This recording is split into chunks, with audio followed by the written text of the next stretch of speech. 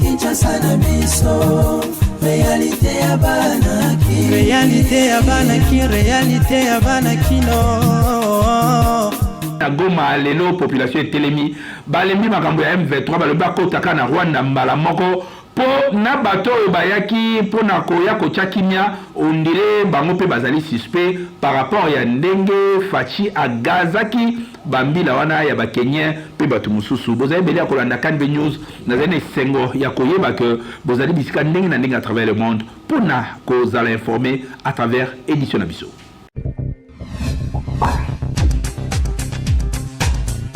Merci pour la fidélité la bino, on continue toujours à servir bino libéla na libéla. C'est que président de la République Félix Antoine Tshisekedi Tshilombo azaki bongo na Bujumbura pour na masolo oyo bazalaki nango un sommet de plus yango wana biso na KNB to pesi bino synthèse ya masolo oyo lekana ikuna. Président de la République Félix Antoine Tshisekedi Tshilombo azalaki bongo na Bujumbura esika wapi bakutanaki na président Ndayishimiye oyo azali président ya communauté ya Afrique ya l'Est.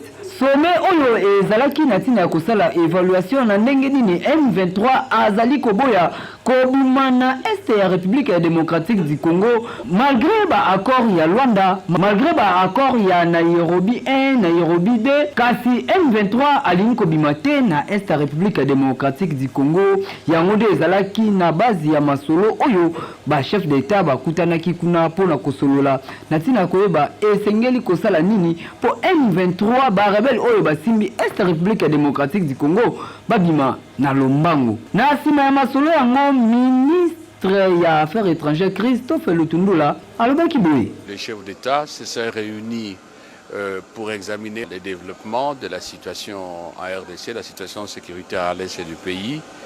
Ils ont fait le même constat que ça se détériore et qu'il faut vite agir pour faire appliquer les instruments qui sont en vigueur pour le moment, particulièrement le communiqué final du mini-sommet de Luanda qui a prévu un chronogramme qui est en fait la fusion entre le processus de Nairobi et celui de Luanda.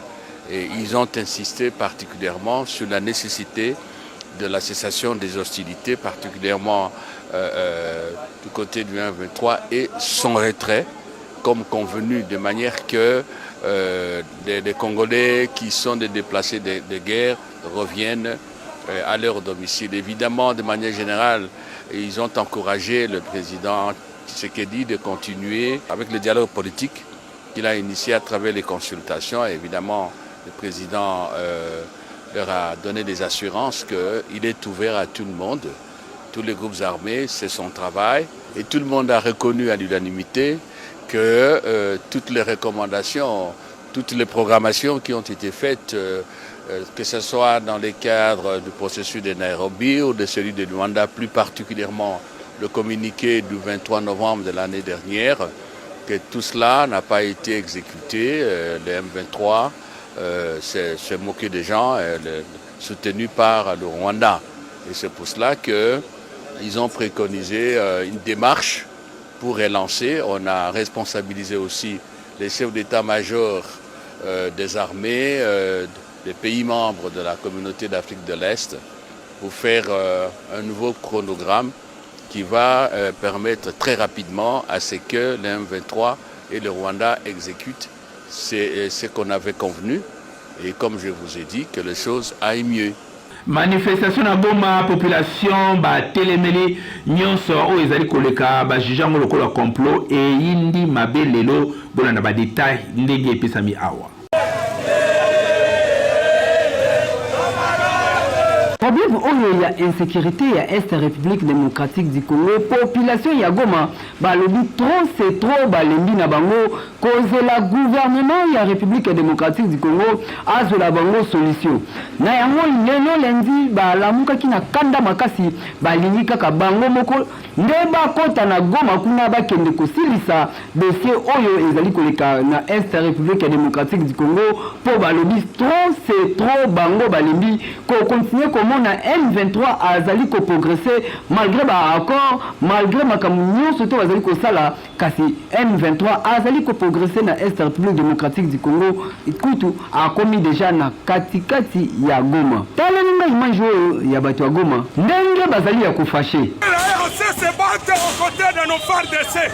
S'ils ne veulent pas qu'ils retournent chez eux, nous voulons aussi que la MONUSCO se batte aux côtés de notre FARDC. S'ils ne veulent pas qu'ils retournent chez eux, nous en avons marre de la complicité de la communauté internationale ainsi que de l'EAC, aussi de la MONUSCO contre notre pays. Ils sont venus ici pour défendre l'intérêt territorial, mais ils sont en train de faire des choses qui ne vont pas vraiment. Il faut que l'EAC puisse partir chez eux parce qu'on ne voit pas l'importance de l'EAC. En tout cas, on ne voit pas l'importance. Surtout, nous disons à l'auteur, la personne qui a amené l'EAC ici, ces gens sont encore au pouvoir. Ce sont eux qui ont amené ces étrangers lourdement armés qui ne font rien dans notre pays. Nous les jeunes, on va être fatigués pour défendre le pays. À tout à l'heure, comme dit Mobutu, non jamais trahir le Congo. Gouvernement de la République démocratique du Congo, ce que la solution est population yemoko à côté les mabomoni déjà oyo ezali avertissement. Malgré que panza oyo la police a pandi bango kasi wana ezali kaka avertissement na ndenge balobi. Et sengeli ko solution na lombango na ndenge moko ya calme pour population pe azonga na revivre na kimia. Oui, on se battre aux côtés de nos FARDC. S'ils ne veulent pas qu'ils retournent chez eux, nous voulons aussi que la MONUSCO se batte aux côtés de notre FARDC. S'ils ne veulent pas qu'ils retournent chez eux, nous en avons marre de la complicité de la communauté internationale ainsi que de l'EAC, aussi de la MONUSCO. La population de Kinshasa va réagir à propos de la nyonso où ils allaient coller na Goma, Bolanda. Situation oyo ezali koleka na Est République démocratique du Congo ezali kaka te batu bazali ko vivre kuna nde bazali na pasi kasi batu bazali pe na Kinshasa bazali koyoka pasi makasi po parti ya mboka ezali na insécurité makasi yango epesaki nzela na babite ya Kinshasa bapesa ide na bango pe boye. Eza normal te avant to yo kende obunda bituma nanu kuna faut nanu sinanela l'état nde mutakopesa o makambo nyonso tu oyo kokende na mukuna. Siko yoke l'état ebité est-ce que c'est normal, la police na biso akogo benga na bango na masasi bongo te dans ce sens que l'état na ebité. Alors l'état soga yebi ne wana siko ne yenda ko tinda renfort ne ko kende kuna bango ba ko kende na marque na bango tango bino bozo kota na vula kake na bokende ko bunisa baninga kuna boza na munduki te nini te eza lokola bo violer frontière bokoti sans autorisation. À ce moment-là, beaucoup de makama et que la moralité pour population sur les côtés kuna, banguna kuna, baninga kuna, baramona net, banguna, bakote li bangu. Kokote la bokote li bangu bozan non armé. À ce moment, tu reçois makama ya ebeli na kati ya pays. Ceux qui non population nani policier ba panza ki bango pour la manifestation wana pour batali intérêt na bango. Batali intérêt ya peuple ko kokota kuna bongo te. Ceux qui bazana posa ya la réclamation concernant la situation bazanango, il a fallu de faire des manifestations bazana limite nango o ezana kati ya pays na bango. À ce moment, l'État a proposé la bango solution par rapport à makambo bango bazo senga o basala ba manifester. Bon, bango moko bazaka décision en main ba rezulango na maboko te. Bazala que non autorisation euté par l'État yemoko autoriser bango ba fongoli frontière ba kota, ça signifie que la guerre civile. Guerre civile entre les civils, ça signifie que beaucoup de gens c'est l'État n'a pas autorisé Makamouana, puisque gérer le peuple wana bazana armée, nous avons armée na biso, armée na biso ne monte comme pour bounder la biso, pour que se limiter na Makamouana que nous continuer que les poser société. Ezali pasi pema wapo na makambu oyo ezali koleka awa na République démocratique du Congo population malobi balembi na bango ba diplomatie kasi bango moko esengeli bazwa makambu oyo na maboko pona bitumba oyo este et si la population côté kuna pe à vivre na kimia Kinshasa et l'équipe partout. Oui. Président Félix Tshisekedi est attendu na Afrique du Sud pour prendre part na forum ya mining du 6 au 9 février il y a mois oyo bo la nabadita na reportage oyo. Président de la République Félix Antoine Tshisekedi Tshilombo azalaki bongo na oyo esika wapi ayambamaki epai ya homologue na ye. Président Denis Sassou Nguesso oyo azali président ya Congo Brazzaville basololaki tête à tête na kati ya maison présidentielle pendant 3 heures du temps. Mutu moko te akotaki masolo na bango eyebanaki pete. Selon baproche ya maison présidentielle ya oyo na oyo ya Mongalema balobi ete ezali kaka lokola problème ya insécurité ya Est République démocratique du Congo ezali kokoma de plus en plus grave na yango nde ezalaki bazi ya bamasolo na bango esika wapi basololaki lolenge nini ya komatisa balien ya frontière na bango mpo na mongunya alekela na nzela na bango mibale te. Senko ba remercier Félix Tshisekedi na ndenge organisation ya boye ya Papa et Salemaki avec impact na idéologie. Ba détail bolanda na reportage oyo.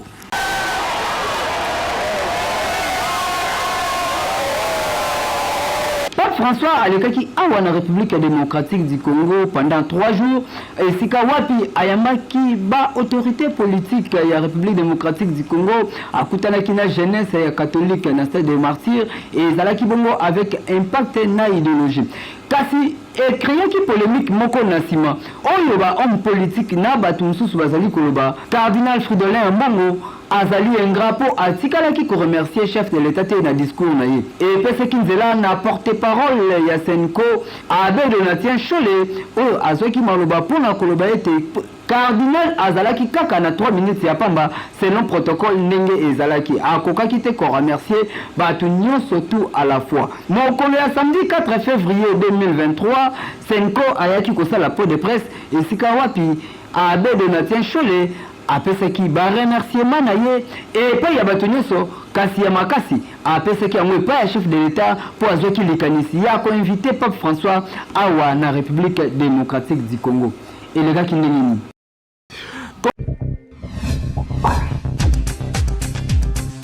Comportement ya ba jeune fille oyo bali kolata bilamba sans soutien est commis à la mode na Kinshasa. Toyebi te soki ezali nini Sodome et Gomorre nzambe ya kaka nini ezali kokomela Kinshasa na biso ba détail bolanda na reportage oyo ya Jetu Kibala. Kinshasa moka oyo etonda na ngone makambu likambu oyo etali comportement ya ba jeune fille oyo balata bilamba na soutien te epona bango baswana na soutien tongo akolata senge sans soutien banda na ndaku na bango tina kati ya ville okomona soki bayebisi ye lata soutien il faut kaka apesa ba raison ongai na belaka na nga estomac yango na lataka soutien te mususu kutu akolata kaka elamba moko ya mukie sans soutien kasi toyebaka te balataka yango mpona kaka mibali balinga bango to eza kaka style boyoka population baréagir boye mentalité ya basi ebebi toli kokopie baoccidentaux kokopie baautre pays mais africain tona baculture na biso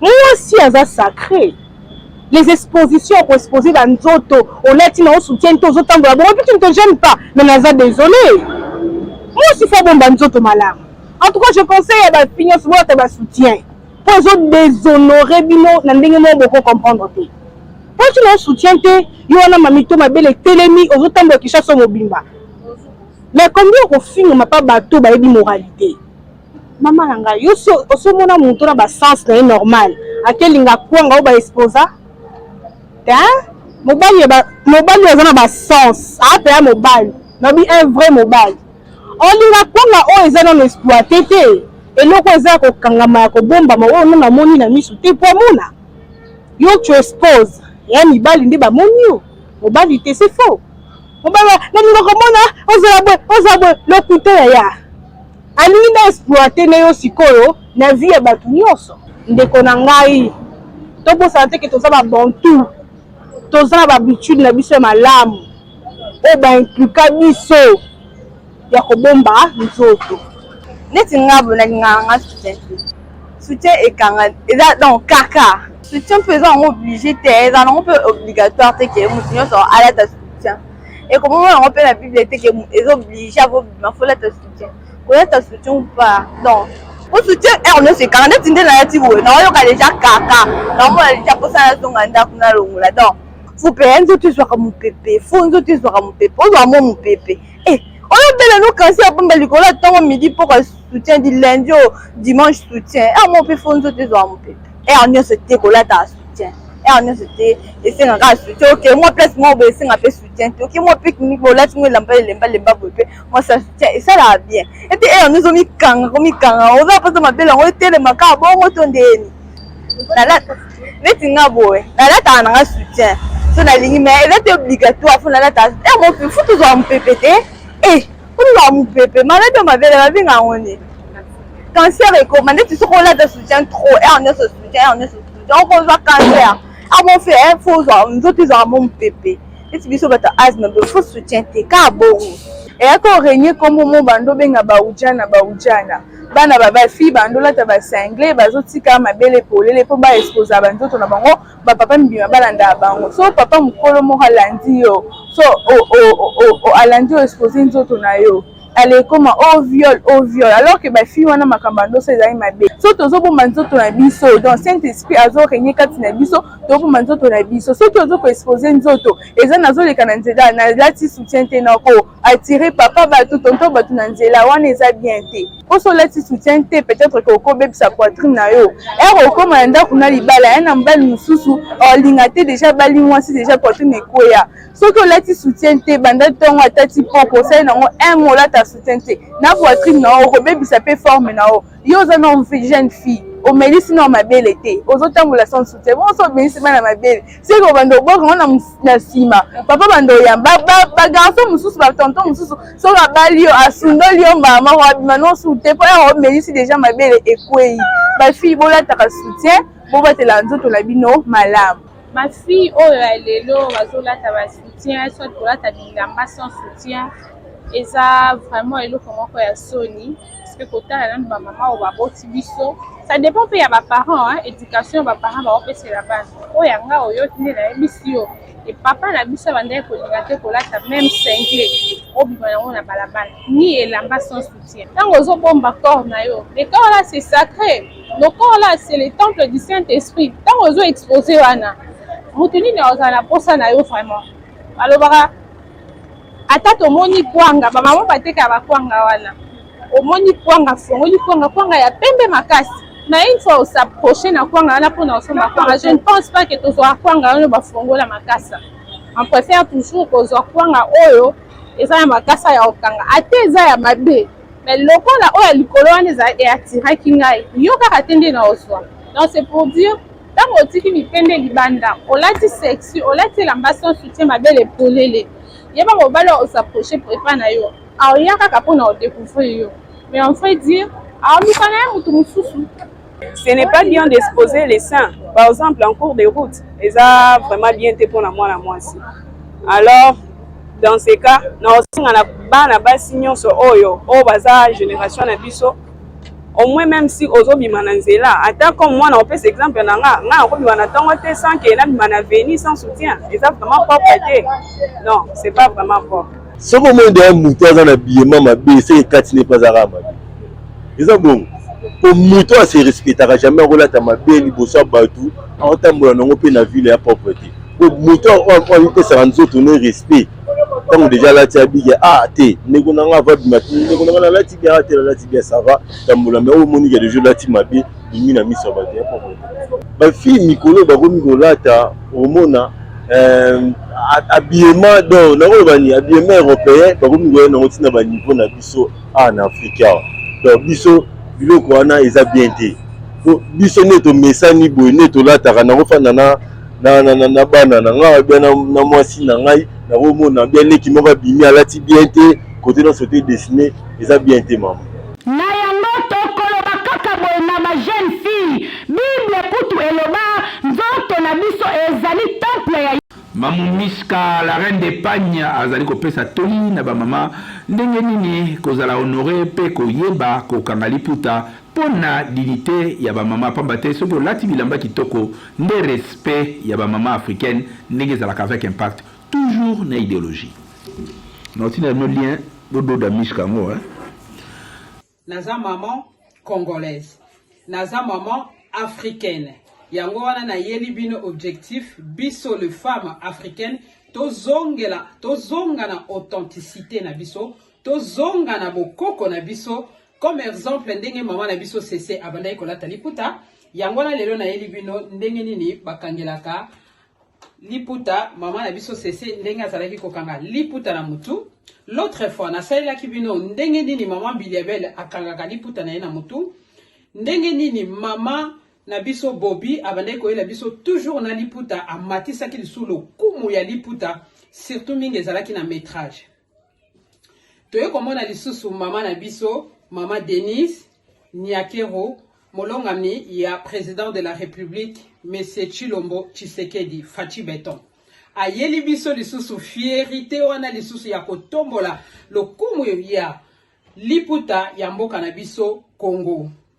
Donc yango wana ngai mamumishka na ina objectif nanga mama pour donner encore de la valeur à notre tenue traditionnelle liputa. TikTok ya lelo niveau ya keto emati na Kinshasa pe na République démocratique du Congo mobimba bolanda. Acha bovandi bongo boboya na kaka. 2022 ici la terre. À peine premier mois, de traîner 11 mois. Oh non, non, non, non.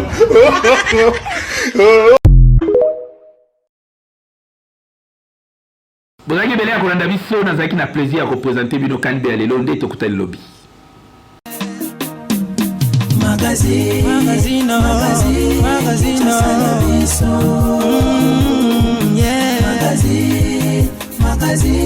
Kinshasa na biso, réalité ya banaki, réalité ya banaki, réalité ya banaki no.